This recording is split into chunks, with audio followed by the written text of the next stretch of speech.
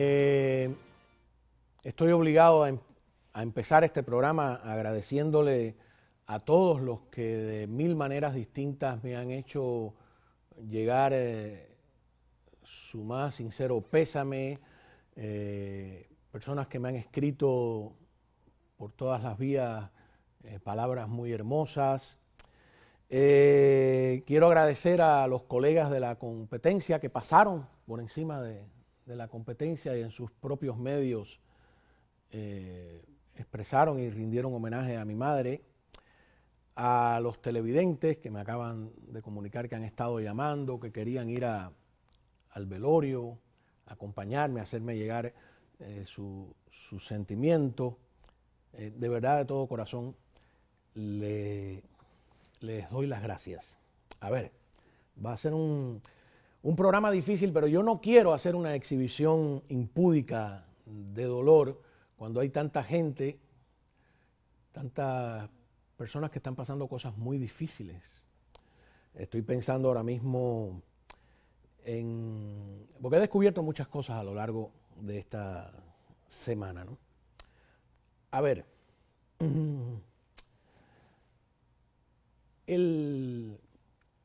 una de las cosas terribles que ocurrió, más que quiero compartirlo porque ya no forma parte de mi dolor personal, sino de algo que está ocurriendo, es que me dicen que no puede hacerse el entierro hasta el día 15 de junio. Algunos personas de funerarias eso no se lo explican, otros sí, porque hay una cantidad de reglas que permiten un límite diario de entierros, porque tiene que haber un espacio entre uno y otro, porque solo puede hacerse una hora de velatorio. Todos me disculpan, los que hubiesen querido acompañarme, no tenía ningún sentido. Solo podía tener una hora de velorio, además que se paga extra, y solo podía haber 10 personas. Solo en el cementerio también podía haber 10 personas.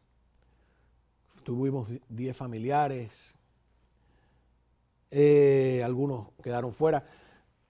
Entonces, yo no iba a esperar hasta el día 15 por mil razones y entré en un trámite dificilísimo de trasladar de un cementerio a otro. Fueron muy amables, pero todo muy complicado. No voy a entrar en detalles. Lo que yo estoy pensando es porque mi madre, que iba todos los días a un centro donde fueron maravillosos con ella y donde ella activaba su cerebro, digamos, y la cuarentena la obligó a no ir.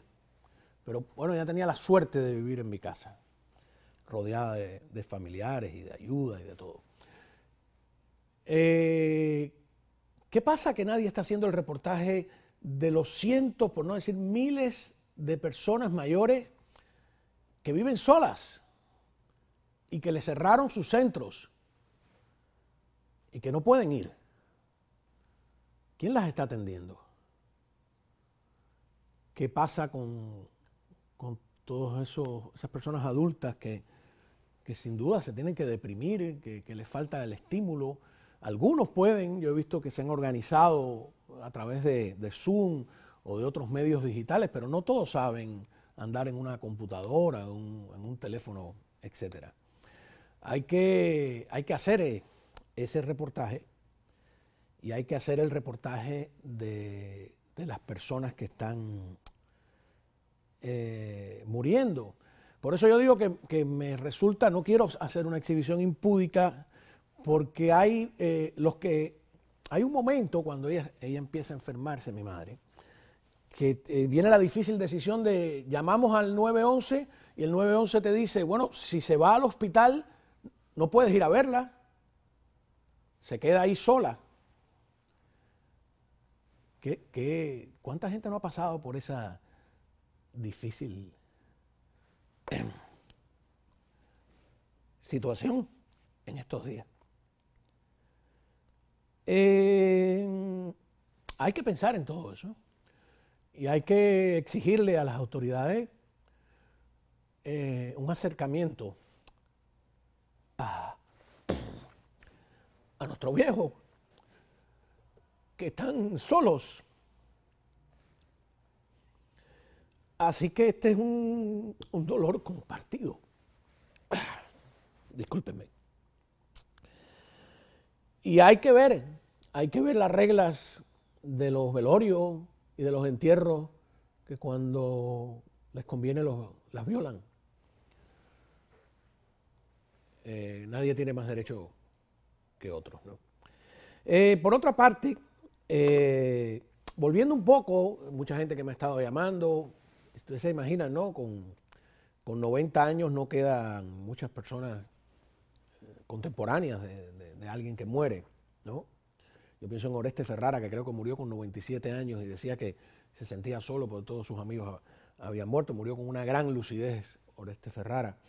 Pero mi madre pertenecía a la generación del centenario. Ellos se llamaron a sí mismos porque era el centenario del natalicio de José Martí, que coincide con la interrupción constitucional del golpe de Batista, y ella era estudiante universitaria y creyó, como muchos, que había que luchar por reconstituir ese curso constitucional. Participaron de un entierro simbólico de la Constitución del 40, pelearon, sus amigos incluso asaltaron el Palacio Presidencial. Imagínense ustedes qué audacia la de esos estudiantes, y murieron también.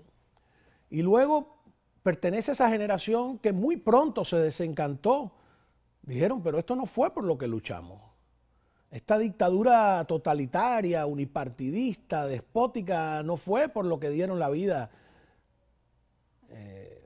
tantos jóvenes. Y hubo de todo, ¿no?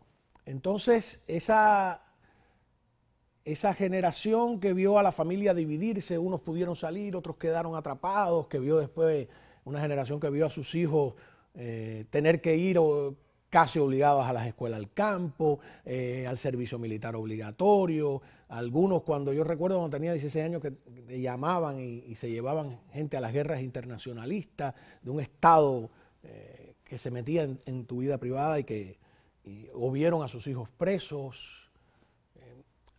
Esa generación, que imagínense ustedes, en el año 50, ella estudiaba Ciencias Sociales y Derecho Público, en el año 58 cerraron la universidad, o en el 57, creo que fue después del asalto a Palacio.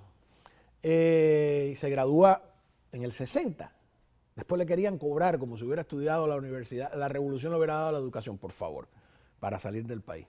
Y no la querían dejar salir del país. Le pasó a mucha gente. Pero que esa generación que se gradúa de la universidad justo cuando empieza la dictadura y que le quiebran la vida, ¿no? Te imaginas ahora tus hijos o tus nietos que se gradúan aquí de la universidad, y que es cuando empiezan la vida, y que llegue una hecatombe como fue la revolución, que se convirtió en una dictadura totalitaria. Esa generación que se vio obligada a ponerse de un lado a otro, pues ella representa eso, y yo creo que muchos lo entienden, ¿no? Por eso aquí, pasado el tiempo, tú ves que los nietos o los hijos de batistianos y de revolucionarios terminan entendiéndose, porque fueron víctimas, ¿no? O cuando tú oyes a un militar decir, no, yo no era un militar de Batista, yo era un militar de la constitucional, de la República, por supuesto, porque pasaron por Grau San Martín, que eran revolucionarios, Prío Socarrá, por todos los presidentes, ¿no? Y eran militares. Llegó Batista y hubo muchos militares además que se lo opusieron.